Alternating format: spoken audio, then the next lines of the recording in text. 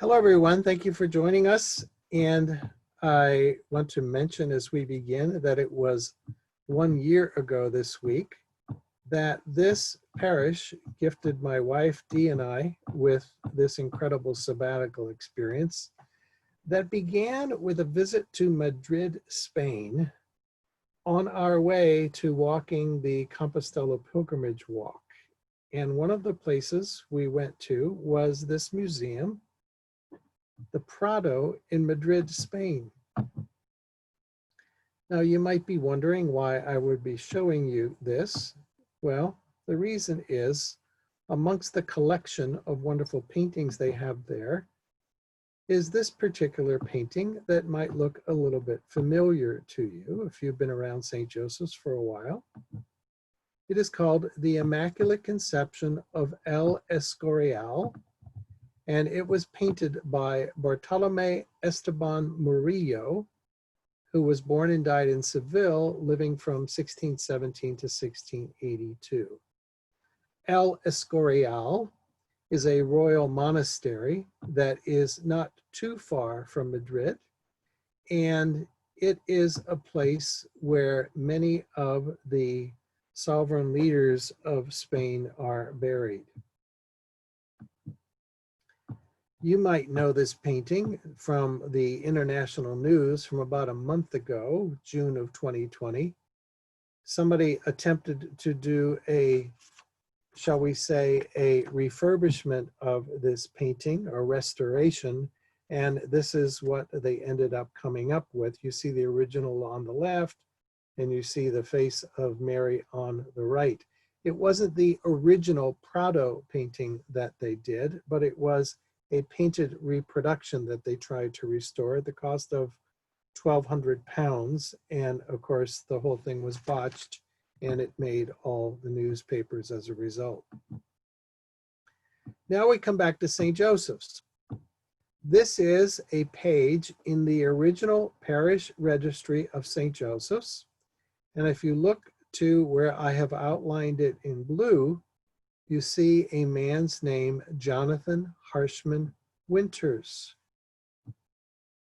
And as we scroll across, you see that he was entered into the registry October 25th, 1961, and died November the 3rd, 1975.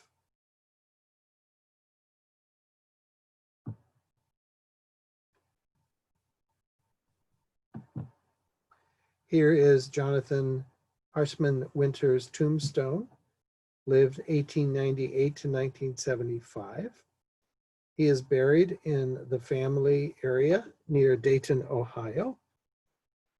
But if you're as old as I am, you recognize this name because this particular Jonathan Winters was father to another Jonathan Winters, whom many of us know as an actor and comedian, who died in 2013. I like especially his performance in a very funny, silly movie that is called It's a Mad, Mad, Mad, Mad World. And you see him here. Watch that movie and especially look for the big W. That painting, a copy of which is in our transept of our church near the Lady Chapel area, above the space where we normally store our unplugged altar, was gifted to this church by the Jonathan Winters family.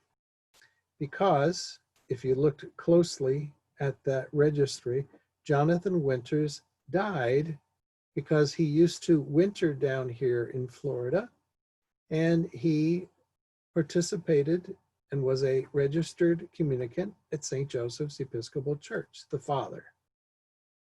And so we have that particular painting here in our church.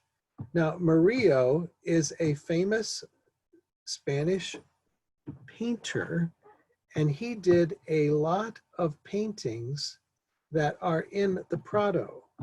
If you can hang on a second, I will try to bring up a timeline. There we go. And here you see This painting that we have a copy of here at the bottom in the middle, painted somewhere between 1660 and 1662. They're not exactly sure when, but he also painted several other paintings that are in the Prado. Here is one, as you see, St. Augustine between Christ and the Virgin, a little earlier work. And if we go over here, you see another earlier work that is the Good Shepherd. There we go. And then over this way, there are two paintings that are connected with a series of paintings that he did that have to do with the St. Mary's Basilica called Santa Maria Maggiore in Rome. He has done many of these particular paintings that we have a copy of that are known as the Immaculate Conception. But this one that we have is considered to be one of the best and most famous. And I want to share with you some descriptions and some thoughts on it, but first to talk a little bit about Immaculate Conception. Largely misunderstood as to what that actually means, but in the Roman Catholic Church, there was a doctrine that Mary was conceived without original sin. There is this belief that all people are born with original sin in the Roman Church. Mary, they have a doctrine that she was born without it. They also have another doctrine that Mary was assumed body and soul into heaven, meaning she did not have a natural death, but she was assumed, hence the Feast of the Assumption, that she was assumed into heaven. This particular painting by Murillo is actually depicting both of those things. It is called the Immaculate Conception, but it also has to do with her now as she is being assumed into heaven. And I want to talk a little bit about this because the next time you're able to be in church and can take a closer look at this painting, perhaps it will make a little more sense to you. It was painted, the original, in oil, and the original is about 81 inches by 56 inches. And this is what the art critics give it as a description. It depicts Mary as a young woman in a white dress and a blue cloak, hands clasped in prayer, and eyes upraised, ascending on a crescent moon borne by cherubs. Here we see a close-up of that crescent moon, and then you start to see the cherubs beneath her. Those cherubs are carrying roses, lilies, a palm frond, and a mirror, all of which are references to Mary's purity and her martyrdom. Now, martyrdom might seem like a strange particular thing to say about Mary, since there is the legend that she was assumed body and soul into heaven. Martyrdom about Mary is usually said in terms of her being a martyr beyond martyrs, because of what she experienced with watching the death of her own son, Jesus. Thereby, she is given this title sometimes of a martyr. The crescent moon that she stands on is a reference to a woman that is mentioned in the book of Revelation by John. And in chapter 12, verse 1, there is this line: "A great portent appeared in heaven, a woman clothed with the sun, with the moon under her feet, and on her head a crown of 12 stars." Now, even in Murillo's depictions of the Immaculate Conceptions, sometimes he does have Mary with that crown of 12 stars. This particular one he does not, but of course he does have her with the moon under her feet. This verse from John's Revelation is often considered to be a reference to Mary.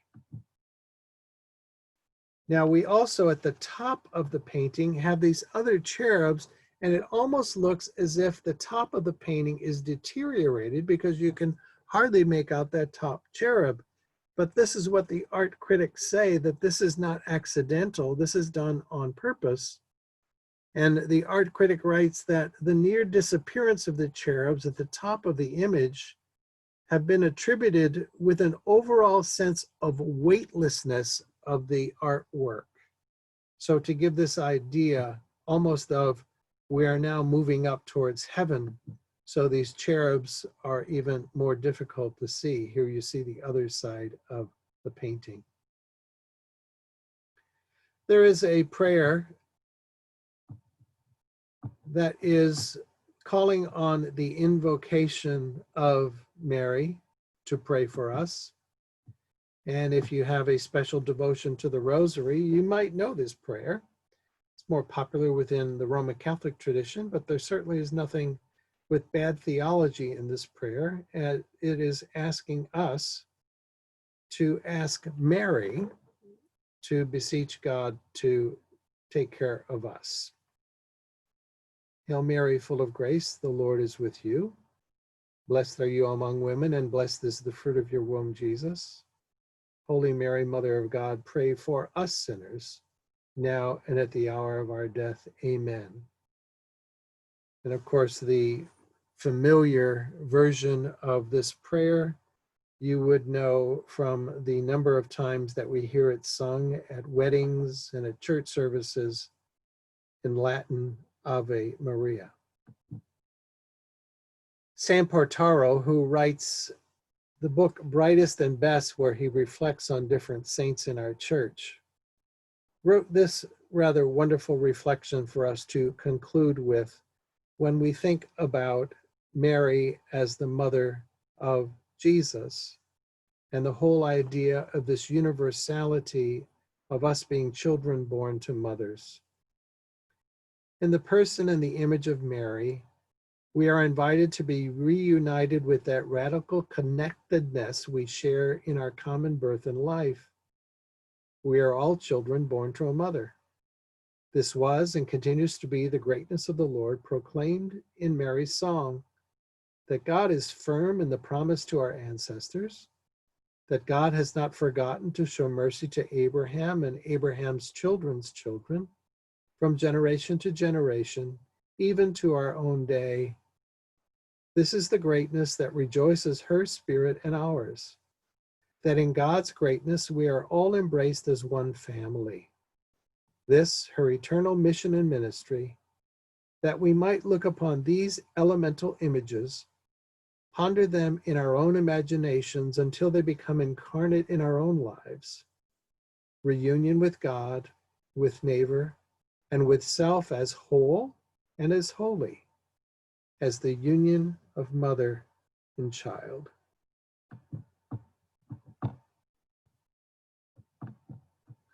So perhaps the next time you are able to gaze upon this work of art, and as we reflect on the life of Mary, we can continue to recall that we are all called to be reunited, not only one with another, but with God's self. And may that begin for all of us right now. Take care.